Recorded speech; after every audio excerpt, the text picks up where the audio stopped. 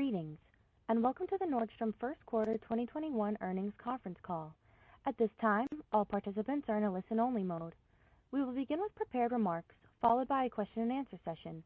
If you'd like to ask a question, please press star one on your telephone keypad. If anyone should require operator assistance during the conference, please press star zero on your telephone keypad. As a reminder, this conference is being recorded. At this time, I'll turn the call over to Michael Mayer, Chief Accounting Officer for Nordstrom. You may begin. Good afternoon, and thank you for joining us. Today's earnings call will last 45 minutes and will include approximately 30 minutes for your questions. Before we begin, I want to mention that we'll be referring to slides, which can be viewed in the Investor Relations section on Nordstrom.com.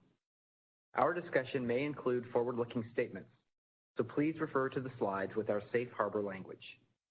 Participating in today's call are Erik Nordstrom, Chief Executive Officer, and Anne Bramman, Chief Financial Officer, who will provide a business update and discuss the company's first quarter performance. Joining during the Q&A session will be Pete Nordstrom, President of Nordstrom Inc. and Chief Brand Officer.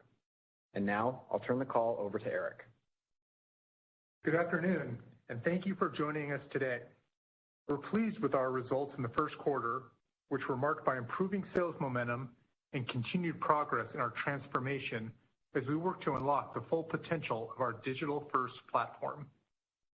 As demand continues to recover, our unique product offering and connection to our customers place us in a strong position to capitalize on this opportunity, and we are confident in our ability to capture market share and drive profitable growth as consumers resume activities, including social events, travel, and return to work. Our top-line trends increased sequentially for the third quarter in a row, with improvements in both Nordstrom and Nordstrom Rack, supported by recovery in stores as COVID restrictions were lifted and continued growth in digital. Sales trends reflected broad-based improvement across businesses, regions, and merchandise categories, both in-store and online. Stores and markets that have opened up earlier outperformed other markets by 7 to 10 percentage points, giving us increasing optimism about the pace of recovery as we look to the remainder of the year. Our performance in the quarter reflects solid execution toward the growth priorities we laid out at our Investor Day in February. Win in our most important markets, broaden the reach of Nordstrom Rack, and increase our digital velocity. Starting with our priority to win in our most important markets, our market strategy helps us engage with customers through better service and greater access to product, no matter how they choose to shop. We successfully expanded the rollout to 10 new markets, including Atlanta, Houston, Detroit, and Minneapolis over the last 3 months. Market strategy is now in place in all of our top 20 markets, bringing an unmatched level of convenience and connection to customers who make up about 75% of our sales. We continue to scale the enhanced capabilities we launched in 2020, like the expansion of order pickup and ship to store to all Nordstrom Rack stores, with order pickup more than doubling compared to the first quarter of 2019. In addition, nearly 1/3 of next-day order pickup volume for Nordstrom.com in our top 20 markets was picked up at Rack stores since launch, as we continue to integrate our capabilities across our two powerful brands. We also continue to evolve our approach to get closer to our customers than ever before. This quarter, we made significant progress expanding our personalized styling programs, with new tools deployed in the first quarter to allow our salespeople to offer our customers highly relevant recommendations both in-store and digitally. More than 50% of our salespeople are now utilizing these remote styling tools, a 10 percentage point increase compared to just a quarter ago. We also introduced new live stream shopping events featuring some of our best brands. We delivered significant growth from these initiatives in the quarter and are on pace to meet our milestones for the year. Our second growth priority is broadening the reach of Nordstrom Rack. In the quarter, total Rack sales declined 13% to 2019, a 10 percentage point sequential improvement from the fourth quarter. Importantly, the merchandise repositioning across price, hybrid, and brand doors is progressing, in spite of some challenges managing slower than anticipated inbound inventory flow. We remain in the early innings in these initiatives, and our progress is encouraging. Increased customer choice of price-oriented offerings in kids, home, and active supported a 37% increase in sales compared to 2019 in these categories. With respect to our priority to increase our digital velocity, we maintained strong growth at Nordstrom.com and NordstromRack.com in the first quarter, even as store traffic and sales rebounded with increased mobility. Digital sales increased 23% over the last year and 28% over the first quarter of 2019. With continued growth in digital, our total penetration has increased by 15 percentage points over the past 2 years to 46%. Our Nordstrom and Nordstrom Rack apps continue to be powerful drivers of customer engagement. During the quarter, we generated over 1 million downloads of our apps, a more than 50% increase over the first quarter of 2019. Mobile customers, including app users, represented approximately 75% of total digital traffic and 2/3 of total digital sales for the quarter. Looking ahead, we continue to enhance our digital capabilities to improve the customer experience across the shopping journey. One of the key opportunities we see is to offer our customers more choices, with plans to increase choice count to approximately 1.5 million over the next several years. This quarter, we saw ramping benefits from this initiative, with choice count increasing approximately 20% versus 2019, primarily driven by an expanded drop ship assortment in both our core categories and in-demand categories like home, active, and kids. This allowed us to drive strong sales growth in our digital business without a corresponding increase in our inventory investment. We've also seen continued strong improvement in conversion, which was up more than 15% compared to 2019. We continue to deliver exciting product for our customers with some of the brands that matter the most to them through launches like our Pop-In with Skims and new concept shop featuring Fear of God. As we look ahead to the second quarter, we believe that our anniversary sale will be well-timed to benefit from customers' increasing confidence and return to pre-pandemic activities. The event will also mark a significant step forward in the transformation of our approach to getting closer to you. Our goal is to have an event that rewards and engages our best customers with a superior shopping experience. We are building on last year's launch of a digital catalog with personalized editorial content and product recommendations, while adding new virtual and in-store events. We will also significantly increase selection for anniversary this year, with total customer choices up double digits compared to 2019, supported by an expansion of alternative partnership models with our vendors.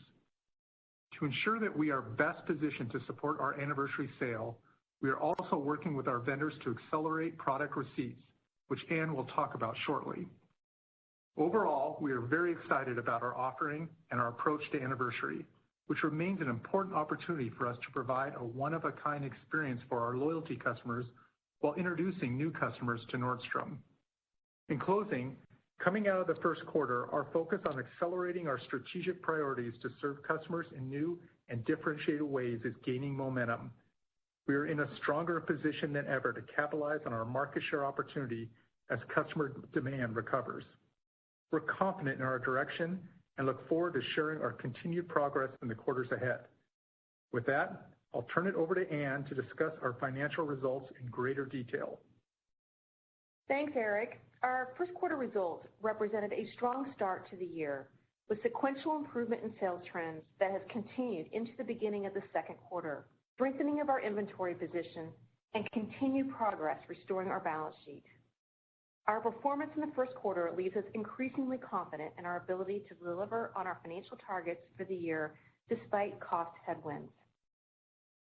Total sales were down 13% in the first quarter compared to the same period in fiscal 2019, representing a sequential improvement of 7 percentage points from the fourth quarter.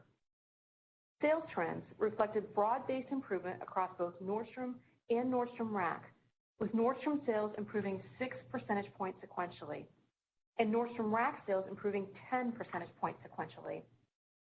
Demand recovery benefited from increased vaccinations, lifting of COVID restrictions in many of our markets, and government stimulus payments.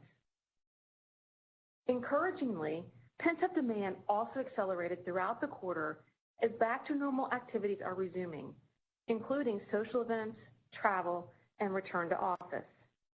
These activities are driving accelerating momentum in some of our biggest categories. We continue to satisfy our customers' desire for online shopping experiences, delivering solid growth in digital even as our store traffic and sales continue to recover. Our digital business grew 23% year over year and 28% compared with the same period in fiscal 2019, as we continue to benefit from our efforts to unlock the full potential of our digital-first platform. From a merchandise perspective, we saw broad-based improvement across our product offering. We continue to see strength in categories that led during COVID-19, particularly active and home, where our sales are up 58% compared to 2019 levels, and our penetration has increased by 5 percentage points since the start of the pandemic. We saw customers responding well to designer brands, spring classifications like sunglasses, swim, shorts, and dresses, as well as recovery categories like denim, dresswear, makeup, and handbags. Taken as a group, these recovery categories returned to growth compared to 2019 in March and April, with strength continuing early into the second quarter. Our sales performance was supported by improvements in inventory flow, allowing us to exit the quarter with inventory decreasing 2% compared with the same period in fiscal 2019 versus a 13% decrease in sales. This includes approximately $120 million of spring and summer in-season inventory that was pulled forward into the first quarter, a roughly 7 percentage point impact, as we made the decision to accelerate vendor shipments to support sales trends and mitigate potential supply chain backlogs in the second quarter. This reflects significant progress addressing seasonal and underperforming category inventory from the fourth quarter at both Nordstrom and Nordstrom Rack. At Nordstrom Rack, our sales outpaced inventory growth for the first time since the start of the pandemic. Across both Nordstrom and Nordstrom Rack, our inventory is current and well-positioned in key categories as we prepare for the anniversary sale. Our teams are operating with continued agility and flexibility in what remains a challenging supply chain environment, ensuring we can appropriately distort inventories into high-demand categories and provide our customers with the exceptional product assortment they expect from us. Looking ahead, the company is balancing inventory levels with sales while managing receipt flows to mitigate potential supply chain disruptions as the year progresses. Gross profit as a percentage of net sales decreased 260 basis points compared with the same period in fiscal 2019, primarily due to deleverage on lower sales and lower merchandise margins as we took action to reduce elevated inventories coming into the quarter, partially offset by permanent reductions in buying and occupancy costs. While COVID-19 related demand impacts are clearly moderating, the underlying cost environment remains volatile, with elevated labor and shipping costs as well as apparel industry supply constraints creating continued pressure. Total SG&A as a percentage of net sales increased 280 basis points compared to the same period in fiscal 2019. Rate and labor challenges were partially offset by continued benefit from the permanent reductions in overhead expense of approximately 15%. We continue to make progress restoring our balance sheet, closing $675 million in senior unsecured notes during the quarter at highly favorable interest rates between 2.3 and 4.25%. Proceeds were used to redeem in full the $600 million outstanding of 8.75% secured notes, which were issued in April 2020 during the onset of the COVID-19 pandemic. This allowed us to return our bond portfolio to being entirely unsecured, fully unencumbering the real estate used to secure the prior notes. The transaction also reduces our annualized interest expense by approximately $30 million, while creating additional flexibility for continued debt paydown with a par call feature beginning in April 2022. Based on our first quarter results, we continue to expect to deliver revenue growth of more than 25% in 2021, with digital representing approximately 50% of sales. digital penetration is expected to vary over the course of the year depending on the pace of store recovery. We are responding with speed to manage external cost pressures and remain on track to deliver on our guidance for break-even EBIT in the first half and 3% operating margin for the full year. And we continue to see a path to an operating margin of approximately 3.5%, depending on how the demand recovery and cost headwinds play out. Our income tax rate is expected to be around 27% for the year. From a capital allocation perspective, we're planning CapEx at normalized levels of 3 to 4% of sales, primarily to support investments in technology and supply chain capabilities. We continue to expect to reduce our leverage ratio to approximately 3 times and to be in position to return cash to shareholders by the end of the year. Overall, we have seen strong customer response to our initiatives to evolve our operating model, positioning us well to drive market share gains while improving profitability, returns, and cash flow generation. While there is still considerable uncertainty with respect to COVID-19, we remain confident in our ability to deliver on our targets for 2021 and generate profitable sales growth as demand recovers. I'd like to now turn it over to Michael for Q&A. Thank you, Ann. Before we get started with Q&A, we are limiting participants to one question at a time to allow everyone a chance to ask one. We'll now move to the Q&A session. Thank you. If you would like to ask a question, please press star 1 on your telephone keypad. A confirmation tone will indicate your line is in the question queue. You may press star 2 if you would like to remove your question from the queue. For participants using speaker equipment, it may be necessary to pick up your handset before pressing the star keys. Our first question is from Oliver Chen with Cowen. Please proceed with your question. Hi. The opportunity to increase choice count sounds quite innovative. What should we know about how this will impact your margin profile, and also as you think about inventory versus sales as you look to these alternative arrangements and flexibility, especially amidst the anniversary sale? Thank you. Hi, Oliver. Thanks. I'm going to let Pete talk a little bit about how we're thinking about the choice counts from an assortment offering perspective, and then I'll come back in at the end and address some of your questions about inventory sales and margin. Yeah, I think the main thing here is the drop ship model in particular allows us to expand choice count in a way that creates a lot of leverage for us in terms of all the work that goes with bringing inventory in. If it was in a traditional wholesale model, that's obviously there's a lot of manual effort that goes with that. So it's a great way for us to expand choice count. I think you're seeing that play out. If we had to pick an example, is in the home category where we've expanded quite significantly over the last 18 months or so, and drop ship's been a really important part of that. So you'll continue to see that, and it is true as we move into anniversary, it creates more flexibility for us with our open to buy too, as we have a decent percentage of that offering is going to be available in drop ship. And to your question about the flow through on the P&L, the one thing I would highlight is that we added 20% more choice counts versus 2019, but our inventory investment, we were down 2%. So I think that just gives you a flavor that when you don't own the inventory, you're sharing the economics with the vendor, and it really is responding to customer demand as well. So I think for all of us involved, it's really a great solution. Thank you very much. Best regards. Next is Edward Yruma with KeyBanc Capital Markets.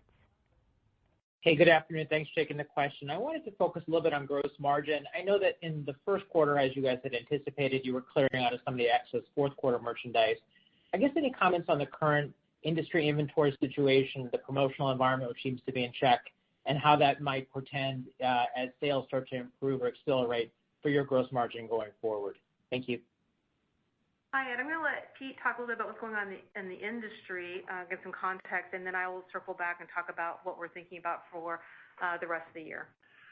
Yeah, in terms of the pressure that gets put on gross margins for promotional activity, that's been relatively low compared to recent times. And I think given the position everyone's in with the positive momentum around sales trends, I think we would expect that promotional activity would not be what it was, for example, say in 19. It would be less than that.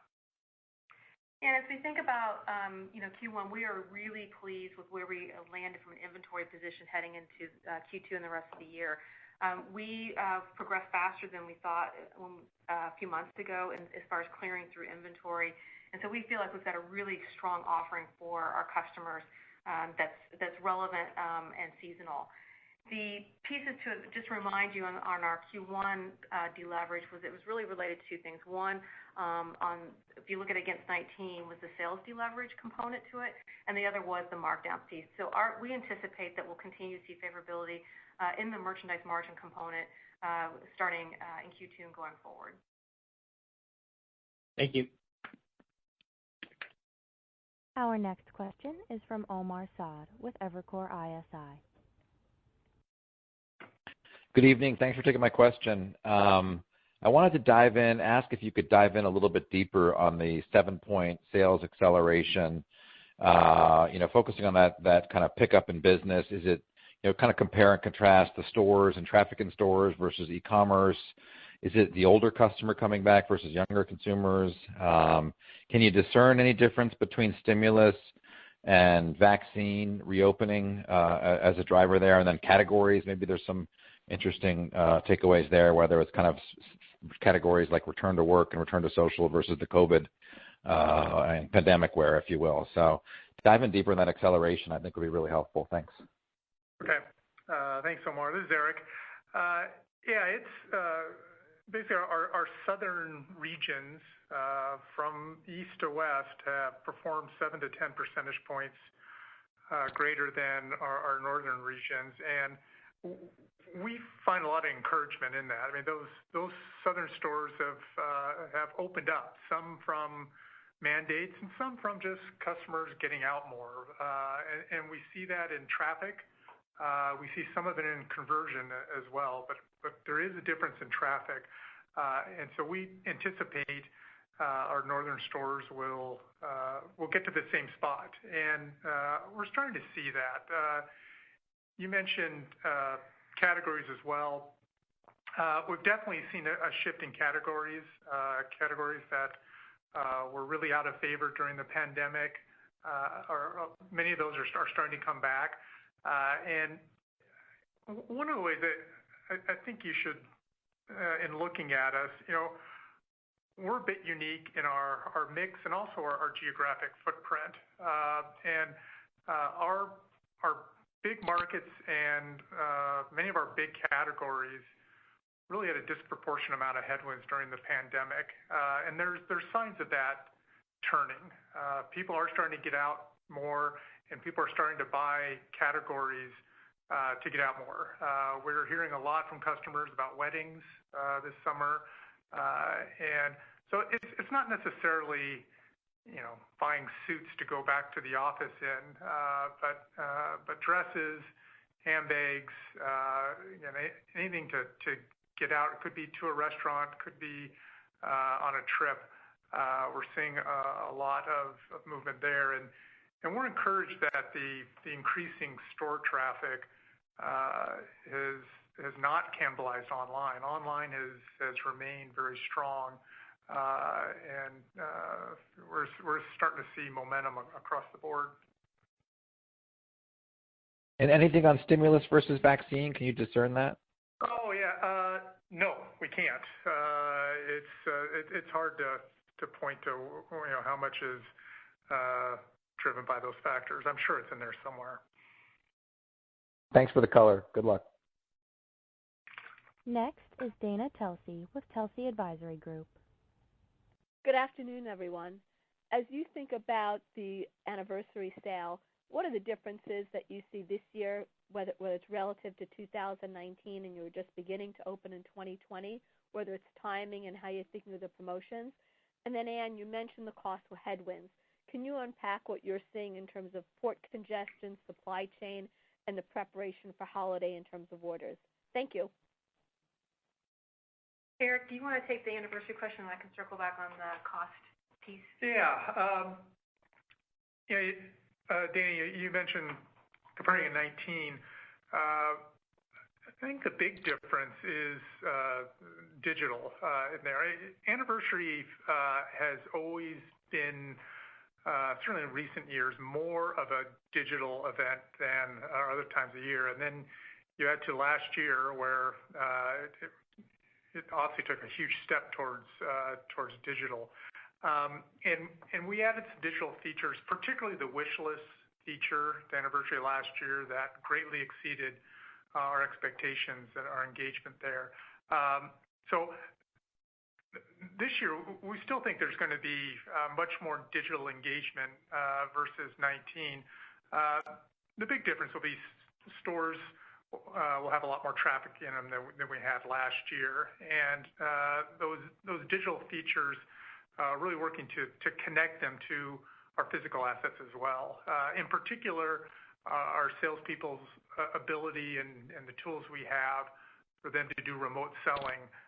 Again, we know customers, especially in the discovery part of anniversary, like doing that digitally. And now our salespeople have tools, and over half our salespeople have been using them in the last quarter. We expect that to grow to anniversary, to where our salespeople can reach out to their best customers and use these digital tools to help customers discover new product for anniversary. Hey, Dana, this is Pete. The other thing I'd like to add there, one of the things that makes us optimistic about our anniversary event this next year is just kind of where we are relative to everything in the pandemic, and the fact that early fall represents a really good tipping point for people getting out there and resuming lives as they were before. For example, that could be a return to office or back to campus. And, that sale for us works best when it's people thinking about the upcoming season and getting great savings on new products. And so the timing's really great, I think, in terms of the opportunity that exists out there for people to say, okay, I've been kind of on the sidelines, maybe not buying these types of things for a while, and now's the time, and here's a great reason to go shop at Nordstrom. Yeah, and to your question about what we're seeing in more of the macro environment between supply chain disruption and labor and freight costs, I would just step back and say, we saw pressures in 2020 that, with COVID-19, and we have got pressures in 21. They're just different. And I think the thing that we learned throughout the past, 12 to 18 months is that even though the environment remains volatile, we respond to it and we remain flexible and agile. So as we continue to see some volatility, we're doing things to offset and mitigate that. So for example, we pulled forward some receipts from Q2 into Q1 to make sure that we can meet the customer demand, and it was there for the customer as they were shopping and wanting to buy it. The second thing is that we're looking at ways to offset some of the cost headwinds that we have. We're pulling a lot of levers in place on that.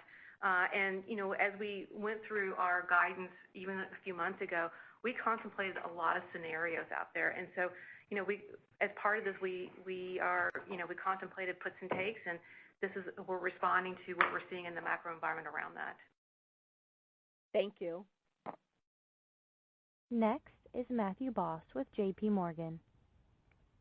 Great, thanks. Eric, maybe in terms of where your top line stands today relative to 2019, I guess maybe what grade would you give performance to date at both the full line and the rack? What gives you confidence in market share opportunity exiting the crisis, and any opportunities you see to expand key vendor relationships, just given the broader consolidation of wholesale distribution? Okay, thanks, Matthew. We're very encouraged with our top line this last quarter versus last year and versus 2019. The sequential improvement across the board, both in Rack and Nordstrom, is significant and certainly exceeded our expectations and our plans. Things are changing quickly as the economy starts to open up and customers start to get out there again. So we remain aggressive as we get into Q2, and we see lots of opportunities, both to build on what we've been working on, particularly the last year over the pandemic, where we invested a lot in our digital capabilities and the connections between our digital business and our physical business. we really see the opportunity for those investments to pay off. And the second big opportunity is categories.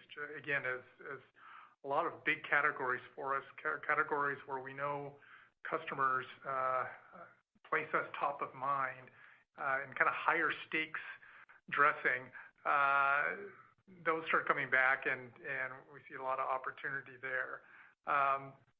Market share, that is the long-term standard we hold ourselves to, is to grow market share. Certainly, during the pandemic, there were a lot of headwinds to that. But as we start to come out of the pandemic, we think the opportunities of our model, and our model is really grounded in two big brands, Nordstrom and Nordstrom Rack, and having big businesses in stores and online. We've been over half of our business was online last year. It's almost half this last quarter.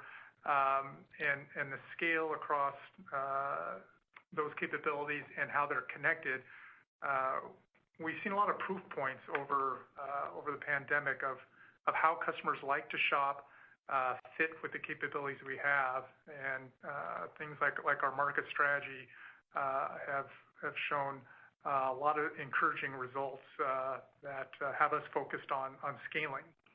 As far as key vendors, I think I'll pass that over to Pete. Yeah, I think I may have mentioned this the last couple calls. Is perhaps the silver lining of these tough times is that it's created a great opportunity to improve relationships with key vendors, because we got a lot of common issues to solve for. And I would tell you where I feel like we're really advantaged that way is there's some stuff that vendors really look to for us. First of all, it's our customer. We've got a lot of customers that are very attractive to almost every brand we do business with, and in many cases, these customers don't go to them directly. They like Nordstrom, and so that's a big win for us. I think our capabilities, the investments that we've made over the years in terms of our ability to fuse the digital part of the business with the physical assets and the stores and the people, we're pretty well along on that journey, and I think those capabilities are attractive. Our service experience and the trust that they have with our brand, these guys can sell to customers directly, and so they're just not going to sell to anybody that doesn't, really elevate their brand, or at least, execute it consistently with their vision. And we take a lot of pride and care in making sure that we're working with brands to bring their assortments to life, and through wonderful service in our store to their people, and then the functionality that we have online. And then lastly, I would say it's the consistency of our approach. We've got a really talented merchandising team that our leaders have had a fair amount of longevity being in the business, and there's a lot of really good relationships there. And so there's a lot of trust that's been built up over the years, particularly all the change that's happened around us. That consistency, I think, has been really helpful. So in the last 18 months, we've spent a lot of energy, really trying to work with and through our vendors to kind of forge a new place to go. And I think that openness and willingness on both sides is going to serve us well. That's great color. Best of luck. Thank you. Next is Mark Altschwager with Robert W. Baird. Good afternoon. Thanks for taking my question. Just wanted to follow up on the market strategy topic for a moment. Just any metrics you can share on, excuse me, any metrics you can share on trends in some of your key markets where the market strategy has been in place the longest versus the broader fleet. Curious what you're seeing in terms of customer engagement in these local stores as the reopening has progressed. And then relatedly, just what are some of the key learnings, I guess, from the rollout over the past couple of years that you think can help accelerate the results as you move to the new markets in 2021? Thank you. Thanks, Mark. Yeah, I guess a couple of data points we'd share with you. As we mentioned, market strategy is now in our top 20 markets, which is about 75% of our sales.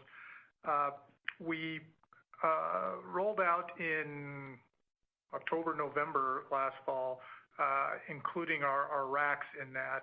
and that's led to a significant uptick in order pickup and ship to store to all of our racks there in our market strategy regions. Our order pickup has more than doubled versus 2019. Nearly 1/3 of Nordstrom.com purchase next day pickups in these market strategy markets are picked up at rack stores, and I think that's a real important one. It goes to again, these assets that we have, our physical assets are Nordstrom stores and Nordstrom rack stores. We got about 250 Nordstrom rack stores, and they provide very convenient pickup points for customers, and we really didn't have to market it. Lighting up that capability to have about 1/3 of our Nordstrom.com purchases go to be picked up at rack stores. Our next day pickups is significant. And it's the other factoid I'd share with you just as our salespeople, as they can engage with customers and take advantage of our capabilities. Over half of our salespeople are now using our remote styling tools, which is up from 10% just in Q4. So we've gone from 10% of our salespeople in Q4 to over 50% in Q1. So we see that trend continuing, and part of it is the digital tool that our salespeople have, but the other part is the access to merchandise for their customers, and that provides greater selection and faster delivery. You mentioned locals.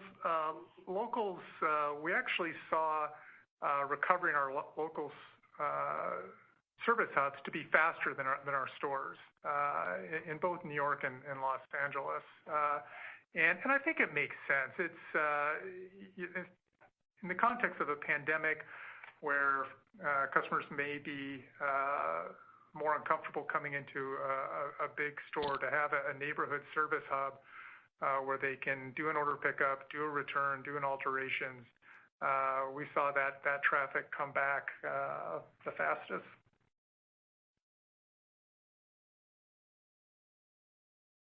Thank you. Next is Steph Wissink with Jefferies. Thank you. Good afternoon, everyone. We wanted to focus on anniversary sale a bit more if we could. I think you mentioned choice counts up double digits, but can you talk a little bit about the level of fashion in this year's sale relative to maybe the last few years? Are you able to take more risk without the inventory risk as you leverage some of your vendor partnerships in a new and different way? Thank you. Pete, that's a great question. I think that the thing that's made that a little more complicated is just how much things have changed relative to consumers' demand given the macro conditions that we've been in. I mean, we planned this event quite a bit out in the future, and if you're thinking about what was really important for customers 6 months ago, it's a little bit different than what we know today. And we put off buying decisions as much as we could on commitments, knowing that this was evolving. So I'd like to think that we're going to nail it right on the head, that I think it's going to be challenging, again, just knowing that there's this tipping point about people resuming social occasions, activities, where to work, back to campus and that stuff. So again, 6 months ago, that wasn't abundantly clear. So, we do know that there is part of that sale that's about people replenishing things that they would expect from Nordstrom, but usually the thing that really drives it is a reason to buy something new. So that's always true, and I think that there's that orientation to it at all times. So, we feel good about it. There has been some increased flexibility and choice given drop ship, but we went into it relatively conservatively, knowing that we need to sell through it well to put us in a good position for half two. And ultimately, I think as we've been talking all along, we got to set the table for a really strong half two, and we feel really good about that relative to anniversary. Thank you. Next is Chuck Grom with Gordon Haskett. Hey, question for Ann. You're forecasting operating margins of 3% in 21. I think you said that there's the potential to get up to 3.5%. But bigger picture, can you hold our hands on when you think you can can get back to the 5 to 6% level that you were a few years ago? And also as a follow-up, with all the cost reductions you've made, what the top line needs to look like to get there? Yeah, Chuck. So when we think about the recovery, and would refer you to some of the information we shared with you at our investor event back in early February. So there's a lot of puts and takes in this, and I think what we tried to do was not knowing the pace of recovery, both from a customer demand but also from a cost environment. We're continuing to think through or watch and figure out how we're going to deliver on some of these things as well. So as far as the pace, we're very confident we're going to deliver. It's just the timing and pace. So as we go through this, the thing that I would draw your attention to is that we ran some scenarios and laid out those for you in February that with the cost reductions we took and our overhead expenses, we require about $1 billion less in top line in order to deliver a similar margin profile that we had in 2019. And similarly, if you had the same sales level from 2019, it would well exceed the 6% EBIT margin. So it's really about the demand recovery as well as some of the macro cost wins that we're seeing right now that we're working to offset. So don't have a finite or time frame for you, but I would just say that we're working actively to get to that point.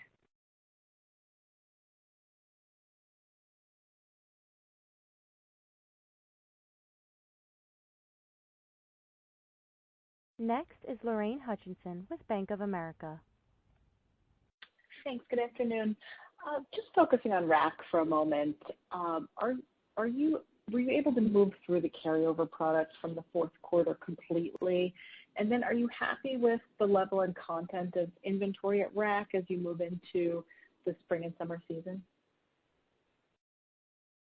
Yeah, our inventory level is in pretty good shape with the Rack. We continue to work through some of the clearance stuff, and that's our typical end-to-end process as it works through what we might have in the Nordstrom stores and it works its way through. But we're in good shape relative to our Rack inventory levels. I think, especially considering the improving sales trends that are happening there. And so the way that we look at inventory is not based on the moment in time that we ended last quarter, but as we have the amount of supply we need going in to Q2. And I'm sorry, and the second part of your question, the Rack, was what? About the Rack? I was just curious about if you're happy with the level and content of inventory as you enter spring and fall. Yeah. Again, I think it's the same thing. We're working through all that, and the thing that's going to advantage us over time that we continue to work on, it's a theme everywhere, is speed and agility, and where we can shorten up our lead times around commitments and inventory, particularly in that channel, we're going to be advantaged, and these are things that we're consciously working on to increase flexibility as customers' needs and demands evolve. And just to add to that, when we look at the Rack inventory levels as far as what's coming through from a transfer from our Nordstrom brand versus what we're going through on clearance, it is really clean and versus what we started with at Q1. And when we look at it compared to pre-COVID levels, it is exactly in line with what we had seen prior to COVID happening. And now we'll take one more question. Our last question is from Simeon Siegel with BMO Capital Markets. Thanks. Hey, good afternoon, everyone. Just quickly to clarify, on the outperforming markets, how are those Southern market store revs relative to their own 2019 levels? And then, Anne, can you just to follow up, is there a difference, or how do you think about the difference in profitability that you book for dropship versus the own inventory sales? And then any way to think about how large you expect that to get as a % of the business? Thanks. On the outperforming markets, we haven't broken out our regional performance against 2019. I'll say we still have a bit of a gap there, but we have a number of stores right now who are exceeding their 2019 levels. So it's the trend's all in the right direction. As far as the dropship piece, I would frame it up a little bit differently and refer you to some of the investor event materials that we had laid out. over time, over the next 3 to 5 years, we think the mix of our assortment is going to be moving to be about 50% wholesale model, about 20% of our Nordstrom branded goods or private label, and the remainder being alternative partnerships, of which dropship would be part of that. So, this is our first phase of the alternative partnership component to it. But what I would say is the profitability journey on that particular customer journey is very much in line and a bit above the average of what we look at for some of the other fulfillment journeys. Great. Thanks a lot, guys. Best of luck for the rest of the year. Thank you. We want to thank you for joining today's call. A replay, along with the slide presentation and prepared remarks, will be available for 1 year on our website. Thank you for your interest in Nordstrom. This concludes today's teleconference. You may disconnect your lines at this time. Thank you for your participation.